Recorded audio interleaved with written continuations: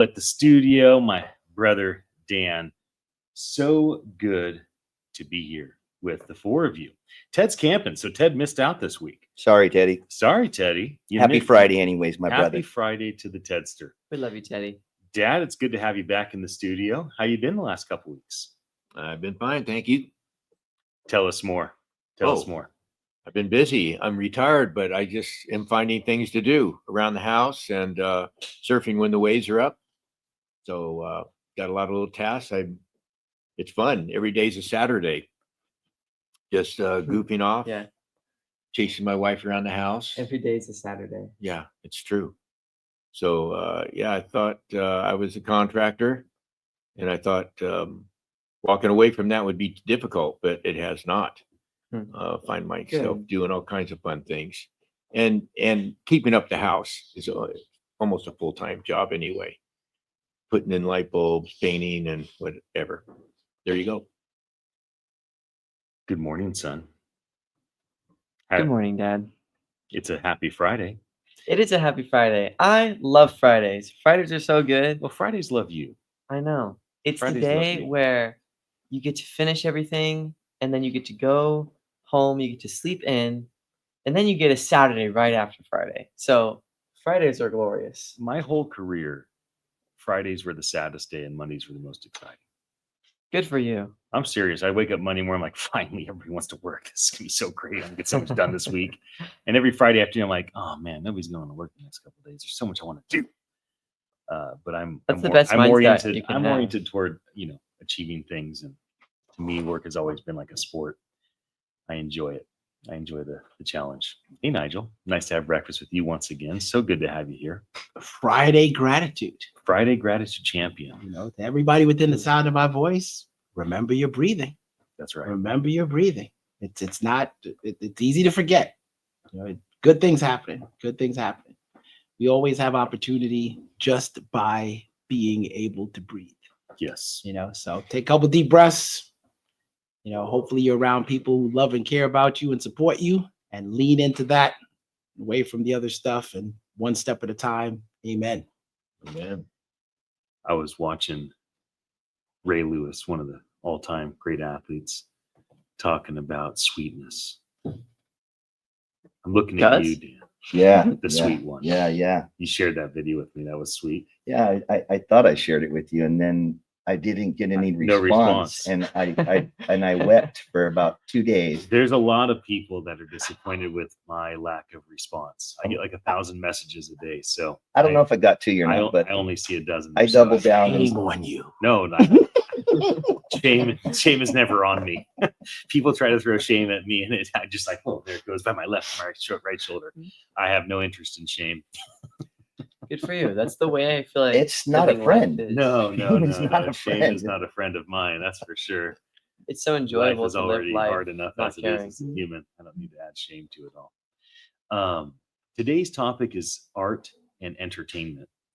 And we usually talk about the impact of Web3 and AI across these industries. Usually we'll start our first segment with kind of the news of the day. If you guys have anything you want to share, feel free to jump in. But I want to talk a little about history because we have Dad in the room, a man that's lived on Earth for 73 years and has learned a lot in that lifetime. And what I want to talk about is the Renaissance period.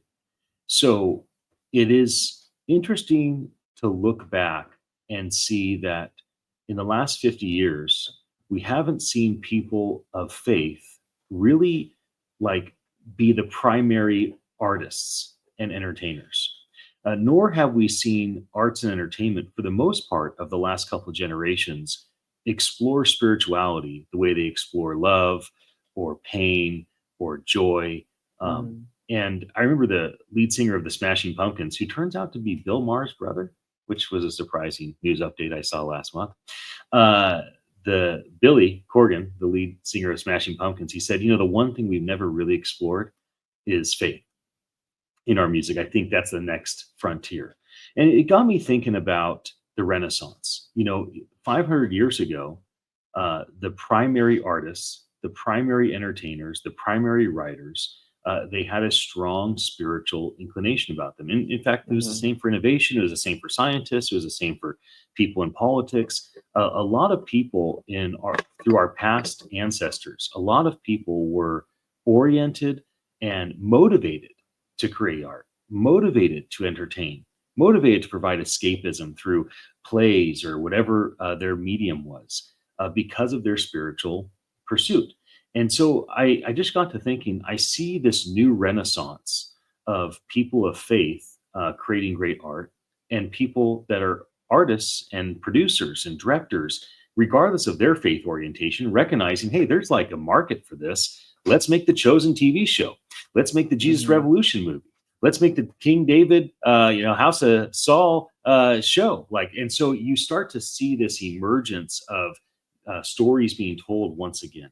So as we start our show off this Friday, what are your guys' thoughts on how we've seen things change over time, how we've seen kind of a vacuum of people with a strong spiritual worldview creating art, and now how we see a lot of these things in transition and in change? At least that's my perspective of it all. I'm looking at you, Nigel. You're right in front of me. So why don't you jump in, my friend? I think some of this was a natural progression, because I think about it in terms of how I like audiobooks, because I don't have to read. Not that I don't like reading, it's just a lot more difficult than listening to an audiobook that I could play at different speeds. It's just the medium in which we get the same information.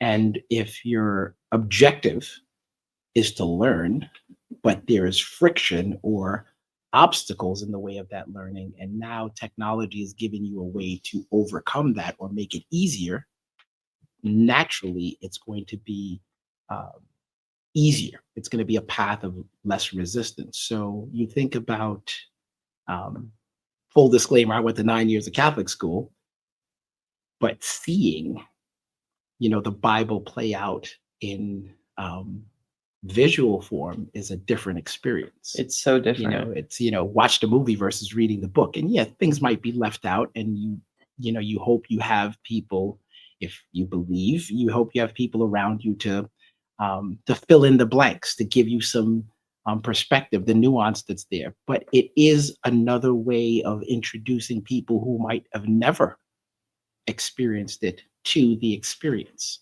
just because they like the medium in which it's being presented. So I think that is a good thing, and I think it was an inevitable thing. And I trust that over time, like also with music, I think that everyone who wants to be an artist, you notice you go to churches, you go to different churches, you go to church with people that you love and care about, you hear the same songs a lot of the time. Make a cover, make 1,000 covers. You sing, make a cover. I think that's a way, because you can hear the same song in so many different ways, and it's a different experience every time, because we all have our own unique promise of value that we bring to anything. And it's not plagiarizing, it's just a different, way of doing it, and, leaning into that. I think the concept of art has been something that's so closely tied with humans. We talk a lot about AI on this show, and how I've mentioned a lot of times how it's going to take a lot of the things that aren't inherently human, the things that we don't need to do as humans to be humans. But art is one of those things that's really tied to being a human. I don't think AI can perceive the concept of beauty. I think it just knows that, oh, well, a bunch of people thought this image was good looking, and then a bunch of people didn't think that this image was good looking. So this image is beautiful. But we have that real concept of, wow, I really love the way that this was done, or the way that this was created, or that they did this small little detail. And that's something that's very human. And it's interesting how you're talking about how the spiritual side of that hasn't really been explored as much as it used to be. And I don't know, do you guys think that's kind of going to come back with it being so easily accessible through AI? Well, I'm not going to answer your question. I'm just going to give a thought. Nigel said something when he opened up about just breathing. There's so many gifts that we have that our creator has given us. And then back 500 years ago. The whole evolutionary faith, really, because that's what it is a faith, and really a religion, to believe that things existed from nothing and but we see that a creator created us in his likeness, and that's one reason why we're inspired to be creative and to create art and to do things. For my own sake, when I was building and designing and stuff, that was a creative aspect of my life. And now I'm doing more of a craft, working with sea glass and driftwood and different things, just to let that artistic juice kind of flow. But God has given us so many beautiful things. I mean, we ought to wake up, like Nigel said, not just breathing, but can you see? Can you hear? Can you taste? Can you feel? And, that's back in the day, all those wonderful artists and musicians and everything not only believed God, but they feared God too. There's a fear and a love and a drawing near to God, and just kind of being creative, just like He is. Isn't it absolutely spectacular that we can see, that we can taste, that we can hear? I feel like it wouldn't be too crazy if you couldn't taste. You just consume food for the sake of it, but we get to enjoy that. That's just one of those things about life that is so amazing. Makes me so happy. On art and entertainment, it's often not acknowledged that maybe the most important art created and the most entertaining art created is actually food. Because you think about how we use our senses to enjoy art, right? Some art we see, some art we hear, some art, we taste, and some art we feel. There's all these different art forms, sculpture and movies and music and food. And how amazing is it that the art that's created by, a chef, that art is visual first, right? Then you smell it. And then you hear it. You hear it as it's on the plate sizzling, or you hear it as it's on your fork, and then you taste it. And to be a chef is to be an artist, especially at a high level. And there's something very powerful about the way that we use our senses. And if you just lose one sense, right? If you just lose that one of your five senses, it would impact your life so drastically. Mm-hmm. But for those that have lost a sense, maybe you can't hear, maybe you can't see, or whatnot. Even the four senses you still have, right? You're so grateful to have them, because that's how we experience the world. And what an amazing thing to have these different, inputs that are constantly, balancing themselves out, right? Because so many things, we have multiple senses that we're taking things in. Brother Dan, any thoughts on what's happening with art and entertainment today? I know we kind of kicked off talking about the Renaissance and how things have changed in terms of, over the course of the last decade, and maybe kind of the lack of spirituality amongst art and entertainment during the last half century or so. Anything on your mind that you'd like to share with us? Yeah, I find it awesome that small local communities have come together so much and have crafts festivals. There's a lot of local talent that is able to showcase their unique opportunities in their artisanal talents. And I think it's great. Gary over here gets to spend time, and good case example, he gets to spend time and go down to Rio Del Mar and sell his beach glass art. And that's just a great way of mingling with your community, getting to know the people that are around, and actually having the opportunity to engage and then showcase some of your talent that is what's in your heart, what's on your mind, and where your interests are. But also on top of that, I find it that it's a great, interesting thing that we've built our downtown community up very much lately. There's I don't know if you guys have seen the Museum of Art and History. Yeah, it's incredible. Since it's been redone in the last, I think it was like 5-7 years ago. But they're able to curate some really great creative things and tools that they are bringing on board. They are trying to incorporate some NFTs into what they're doing with their art. They haven't had anything successful build yet, but I have read that they are leaning into it. So that's an interesting thing. And I think just the fact that we're able to mention the fact of community and coming together, that those things are available for us. And I think that we've maybe leave out a little bit how important art and creativity is. It's such a unique thing to an individual. We need to support those communities and things that are being built like that collectively. So yeah, very excited and very happy. Speaking is an art. Doing a podcast on your own, being on a stage, speaking, leading a small community group, all of that is an art. And in fact, podcasters or people on radio that do talk radio, they're some of the most prolific artists that have ever been, because they have a tendency to sit down 5 days a week. As they sit down, they're spontaneously creating and saying things they've never said before. Very, very few podcasters or radio DJ, radio people are reading off a script. The majority of them are either just all spontaneity, or they have some things that they're going to kind of hit for a moment. And so there's a lot to be said for that. What type of art do you guys find most personally impactful? As you were talking, I thought about something. We are God's masterpiece. And I don't want to get super, super religious, but that just came to mind. And I think as we lean into that, the biggest ingredient, as you were saying, into what we create is love. I enjoy cooking. I enjoy specifically cooking for people that I love and care about. It's an important factor. And whatever the meal, whether they like it or don't like it, or it's their preference or not, that ingredient of love is consistent all the time. And I think it's the same with any sort of art. It's, as we're talking here, we have a certain camaraderie. We share relationship. We've broken bread. We've shared meals. We've given to one another, and in some ways poured into one another, helped each other.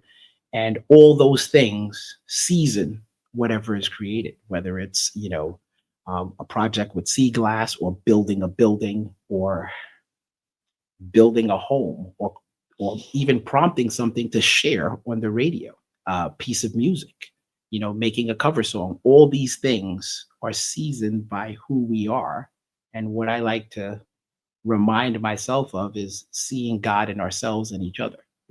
Because once we acknowledge that we are that masterpiece, then, and we have a unique promise of value to bring to this world, and we put love into it, it's going to be very difficult for that not to come out in some way. And I think that is what seasons and makes things amazing. Yeah. It's what truly is the gift that you're giving someone. When you see something and you're so, wow, that's pretty amazing. And it doesn't matter what it is, and it might be your own personal preference that, but it touched you.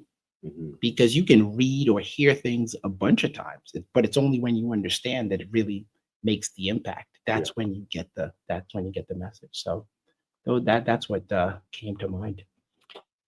Dad, you create a lot of art, and you enjoy a lot of art.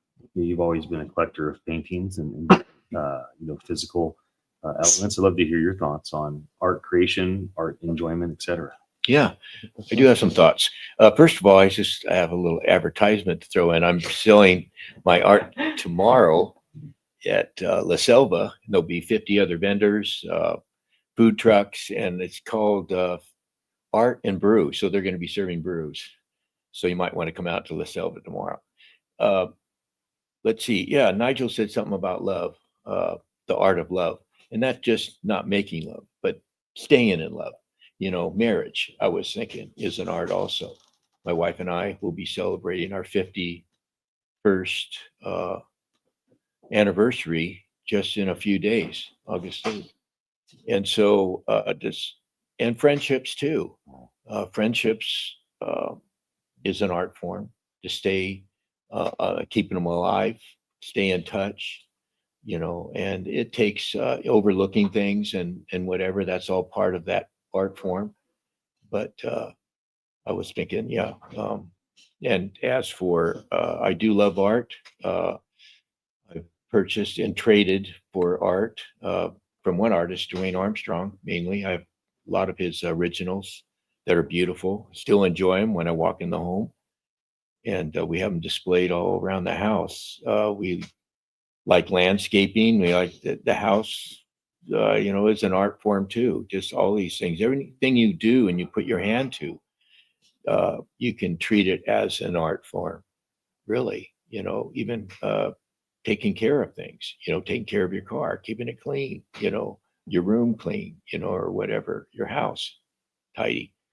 So there's many forms of art, and yeah, they're all thrilling. Life's good.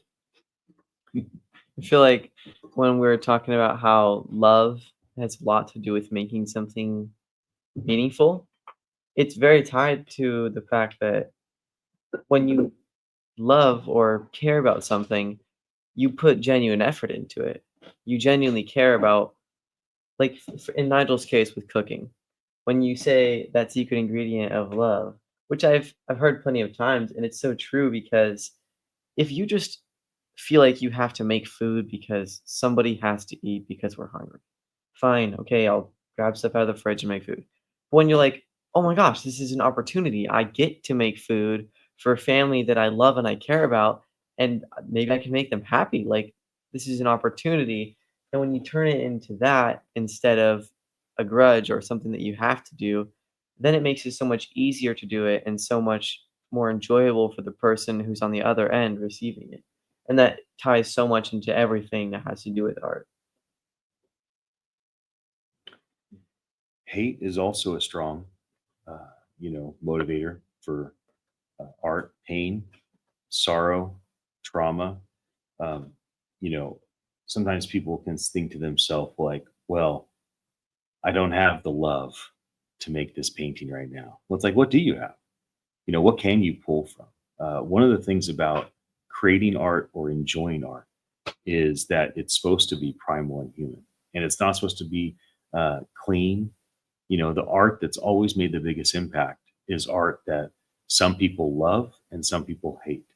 And so there's a question of what's the source of where it came from, and then what's the response when you actually take it in. Obviously, we would like to create art from love. We would like to feel love when we experience art, but let's not forget the complexity of what makes us human, right? And so there's a lot to that. Even surfing, for all the local surfers out here, surfing is an art because surfing is ultimately a dance. You're dancing. You and this piece of fiberglass, are dancing with nature, and no wave is ever alike. There's usually different people out. The tide is different. Everything is a little different than it's been before. So every time you are out there on a board and you're surfing a wave, you're doing so in a way that has never really been done before. So we're going to go to a commercial break. We'll be back again in just a moment, and see us very soon. I think Danny's probably up anyway. Danny. So, Right. Dad, we're still online. These mics can still hear us. Whatever you're going to share, go ahead. Oh, Yeah. right. Oh, okay. Yeah. Right there. Yeah. It's this microphone. I was just going to share like sports.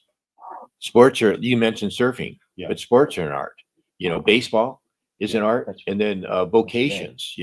Not just like construction, which was a lot of artistic juices came out of what I was doing, and architects and engineers, but the medical field. Look what they're doing with all their technology. Technology itself is an art. Yeah. And how it's advancing leaps and bounds because we just have this creative drive in everything we do. And I just think that if you live to form art and to be an artist in everything you do, I think your life will have a lot more quality to it, and you'll be a more happier individual. And those that live with you also or around you, your group, your little umbrella of friends and family are going to be a lot happier too, and be more attracted to you. when you were in construction, did you think of it as an art first? Was it an art second? Because you're obviously making a living. Yeah. Go ahead. So Oh, when you're in construction, it's- how did you think of it in terms of? Well, it was a being art? job for one thing, and it was hard work. You know, I was specialized in framing, so that's lifting up beams and walls and so on. But there is a creative part of it, and um, you know, you want to make people's dreams come true. You know, you want to satisfy them. That's an art also in itself, to just make sure everyone's happy. And when there are mistakes made, just jump on them, and that's all part of the form, you know, to reform or to redo and everything. But then, of course, designing was the biggest art form of building, and getting ideas from other artists, other builders, you know, and then just putting your own touch on it, Mm. which was actually my favorite jobs. The houses I built for ourselves, you know, or our spec homes, those things, which I had all the control of Right. the money and what I was going to spend, even right down to the light fixtures and the color of the paint, you know, all comes together as an art form. Yeah. How about you, for you, Dan? When you were building, did you think of it as an art? Was that a big part of how you thought through you being a framing contractor? Yeah, I didn't think of it very much like it was an artistic thing. I think I was in the moment and just more focused on trying to do a good job and completing the job without problems. I think that's what I focused on more. But then I found after, you know, you complete a job or something, maybe you'll stick around and do some finer trim work or some more artistic type of thing. So I figure that maybe I had some creativity come out that way. I've hung miles and miles and miles of fascia for years. And I actually created a tool that hung the fascia, so you didn't have to do it with a helper. That was a great thing that I think I still have a couple of them laying around somewhere. But yeah, I felt very proud of those moments where I was able to incorporate some vision or artistic endeavor into a project that I had. And, you know, most of the time you're building, you're kind of fixated to what they call a set of plans. So you got to stay inside those parameters. And but yeah, I find building is very creative and very artistic, and I think everyone's done it with building blocks when they were a child, or erector sets or things like that, and that's the beginning of Yeah, here we go. having fun with your hands. So yeah, thanks for that.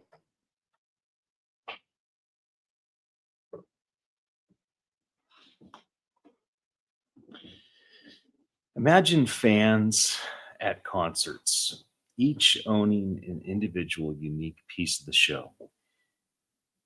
You know, bands that get together, musicians that go play their acoustic concerts, and they do it for 500, or they do it for 50,000. The band, the musician, they want their audience to have the greatest experience. And up until now, it's like, okay, let's make our trinkets, let's make our merch, let's make our hats and our t-shirts.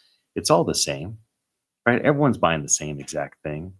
But we're going into a world where we can have AI and these Web3 tools spin out individual, unique items for every single person that participates. We can start to fractionalize ownership over an experience. We can start to give people a sense that they belong, right? These gatherings can feel like long-term communities. And we've seen this being done manually by certain bands, Grateful Dead, Fish. You know, some of these bands were able to create a sense of community in a different way. And there's been, like, no doubt, regardless of what you think about Donald Trump created community. When he was not made president in 2020, he did like 500 of those events for the next 4 years. And he created his own community. It was like he had his own Grateful Dead following, his own Fish following. And they followed, and they kept going to his rallies over and over and over again. And so there's something about the performer and those that are enjoying the performance, the leader over some sense of art, and those that are enjoying it. And I do think that we're going into a world where people are able to not just be consumers, but they're able to be interactive, right? So past art was like a monologue. You sat and you listened to a song, you listened to a podcast, you watched a movie, right? You read a book. It's becoming very much more like a dialogue. There's a back and forth between the audience and the artist, and that will be more and more and more over time. My name is Ian Utility, for those that just are tuning in. This is Beachside Tech Talk, episode number 30. Episode number 30 here at Ooh, 1340 a.m. we've made KOMY, it to home a of month of Schoolhouse Radio. episodes. We've done 30 of these bad boys, and starting Monday, we'll have a new time. So right now we're on 11 to noon Pacific Standard Time. We're going to be switching Oh. over noon to 2. We're going to take 2 hours. This goes by pretty quick. Takes a bit of time to prepare, break down, get home. So we figured, why not spread our wings a bit more and enjoy the ride? So we'll be taking the noon to 2 p.m. Pacific slot, which will be great. And I'll be leading that Monday through Thursday. And with the team, Malachi, Nigel, Dan, Ted, sometimes Dad pops in, and others. And then Dan and Nigel will do their own thing on Fridays, which I think will be nice for everyone. You guys got to kind of run the show for a couple weeks when I was traveling. So you guys looking forward to doing your own thing on Fridays? That was super awesome to come and guest host and kind of get your feet wet. Again, I think I've said this before. It was an amazing experience to be able to come and share time on a radio show. Never thinking that radio was still such a fun and entertaining thing to do.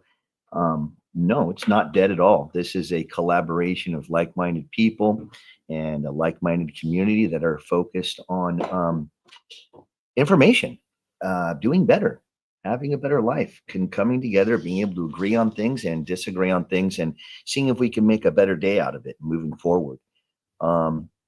Yeah, I've found that this is just a great platform to be able to share things with each other.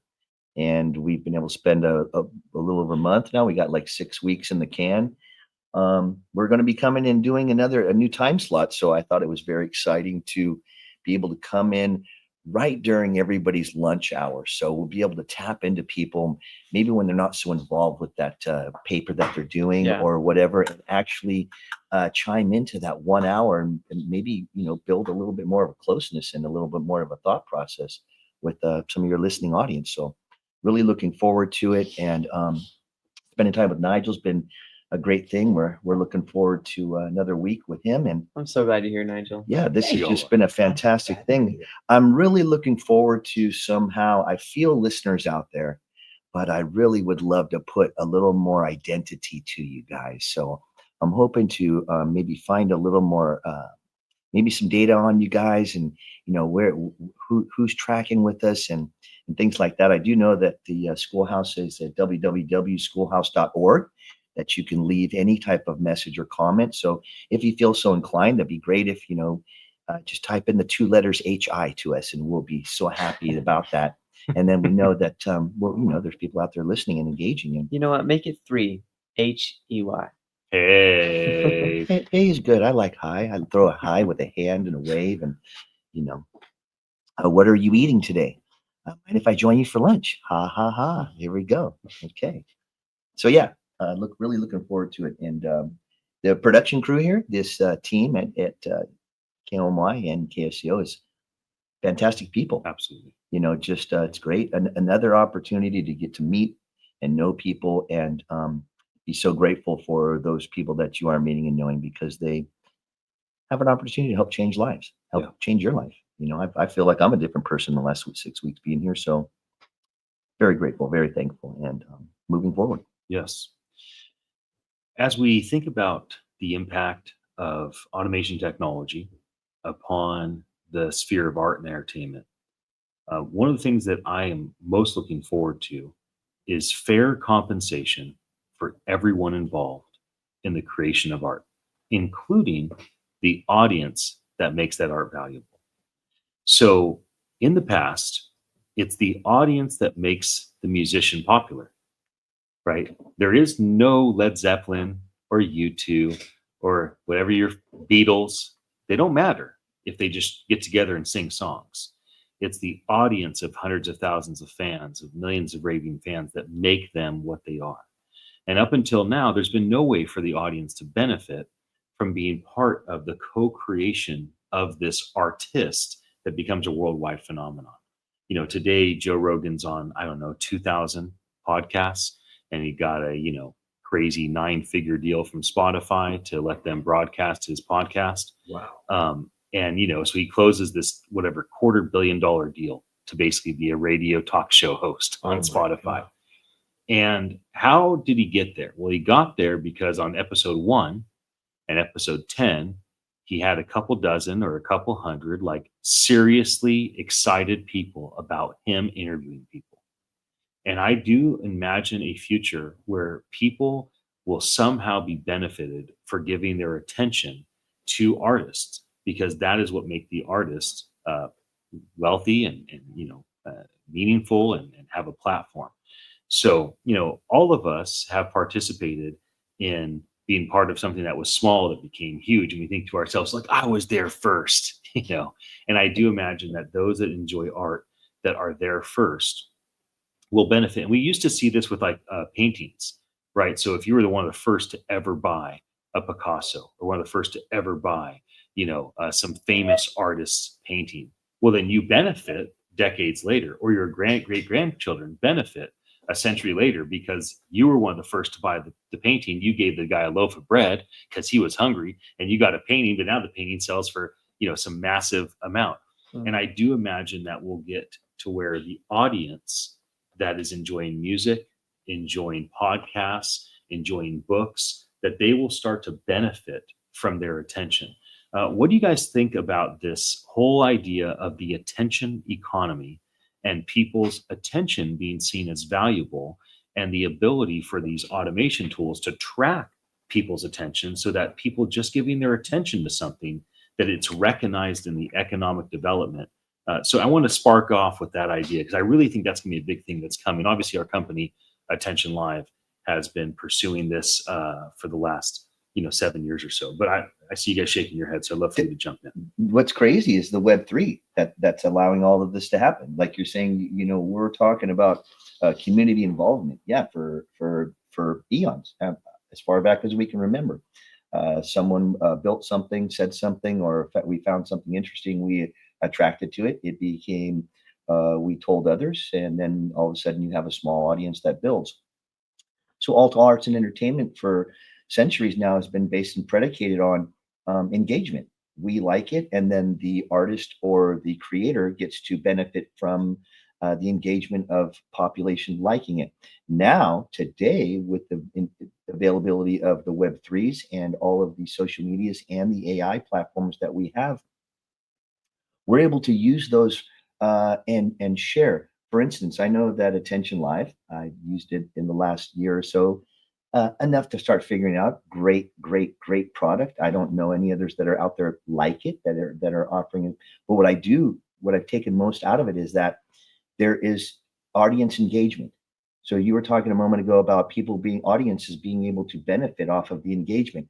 100%. We're going Web3 now, that is able to have platforms that will put utilities to your engagement.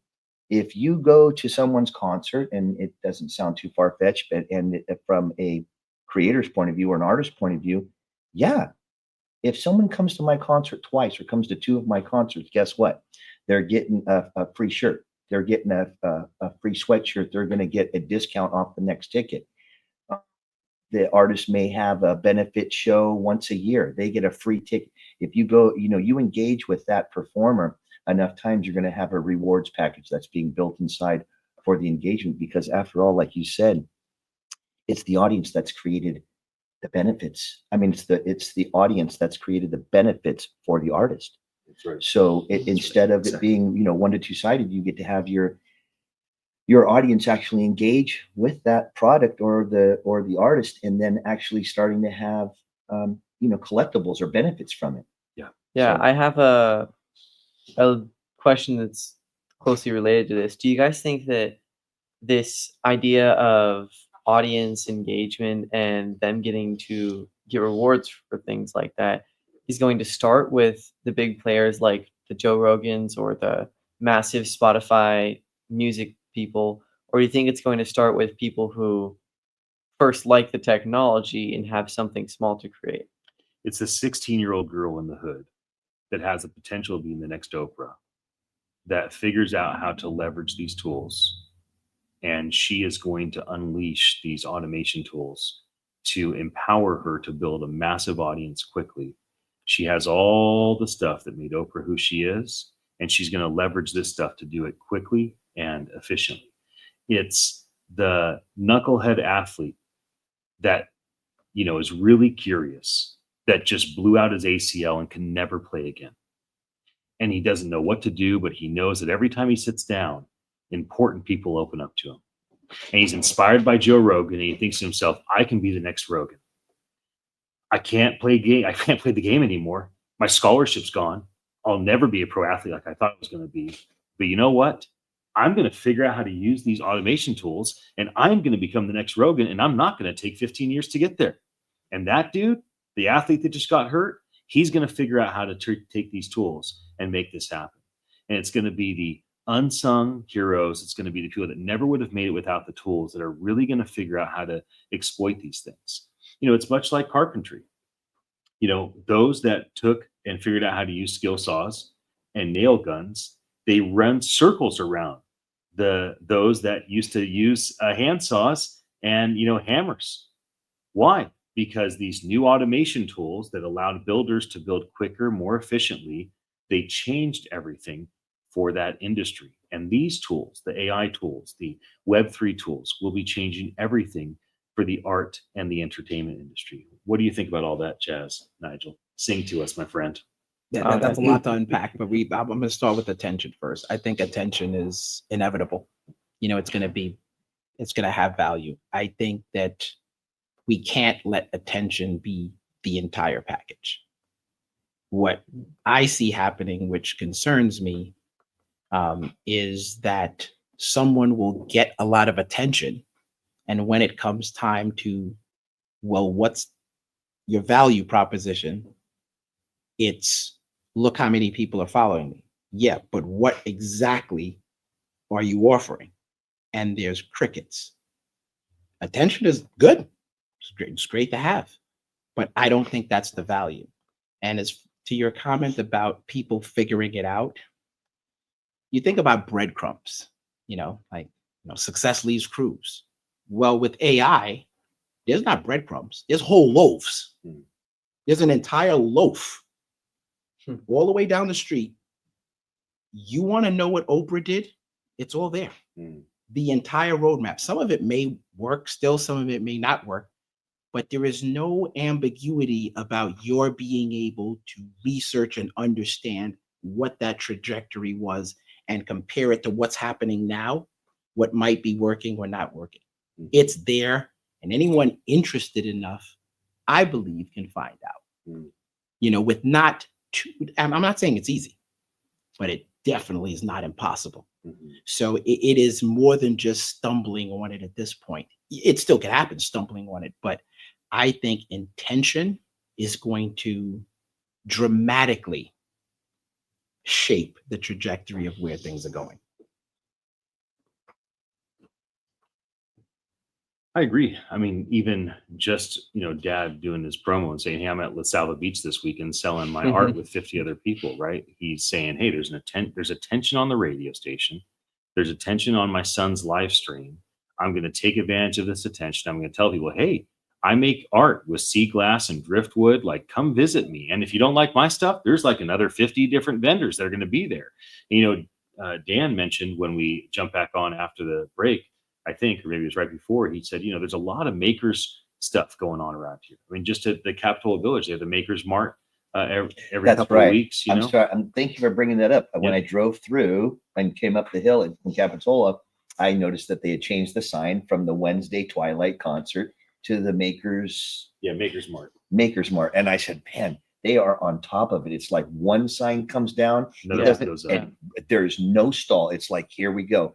It's just rinse and repeat in a new tone, a new texture, and just keep the engagement going, because that's what, going down Capitola, it seems like every day it's crowded down there now. Right. I mean, it's not just people, workers leaving, coming through the town anymore. If you try to go through, down the hill there from Portola and stuff, you're going to get caught up for a few minutes because it's just you're going to get stuck at at the stop sign down there. Right. And but as you wait for that stop sign, you can look at the beach. You can look, you can almost see where the center concert stage is, and you can start seeing all the activity that's going on as you wait for a stop sign for 5 or 10 minutes, and it's engaging. It lets you, it gives you the feeling, oh, am I missing something? What's going on down here? Like you want to know and find out.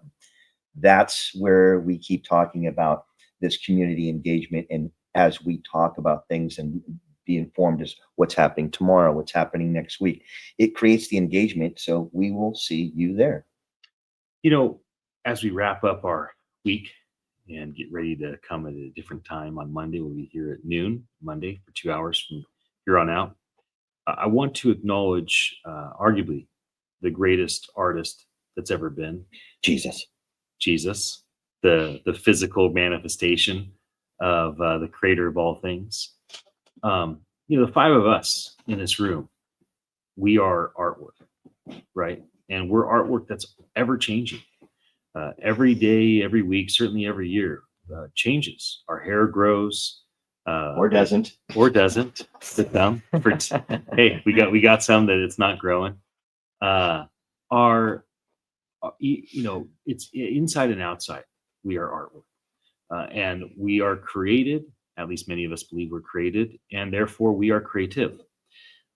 And there's something so amazing about not just human creation, but the world around us. It's easy to be an environmentalist because the environment is so incredible.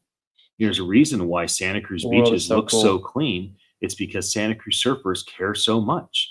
The reason why the beaches in Santa Cruz County are so pristine is because there's a community of people that love the ocean, recognize the glory of it, and will do anything as a community to protect that. And, I've been paddling up and down the Soquel River on the paddleboard. I've done about 15 up and downs. So, about 20 miles It's of paddleboard. 15 now? Dang. Yeah, I've done quite a bit. And, it is like being inside of the ultimate piece of art. And I took, some friends up recently and they go, I've never done this. I can't believe this is back here. It's like being in a jungle. I had no idea that it was like this. You grab a telescope and all of a sudden you go into the stars. You look at pictures online of the new telescopes and you think to yourself, I had no idea. I had no idea that it just never ends. The beauty and the majesty and the mystery continues to unfold before us. If we look in microscopically at our DNA, there's like cities inside of our blood. So no matter how small you go, it's mysteriously profound and creative. No matter how big and broad you go, same thing. And here we are stuck in the middle of it all, chit-chatting on a radio station. So for those that have tuned in, thank you for being here with us. We hope that you've enjoyed your time listening on the radio or watching on the internet. I want to thank my brother Dan, my business partner Nigel, my son Malachi, my dad Gary, and all of you that have joined us. Part of what we do is try to encourage you about the future of all things, and to encourage you is to put courage in your soul, and that very much is our desire. We hope that's been the case for you this week. We'll see you again on Monday at 12 o'clock. All right, son, that was good. Yay.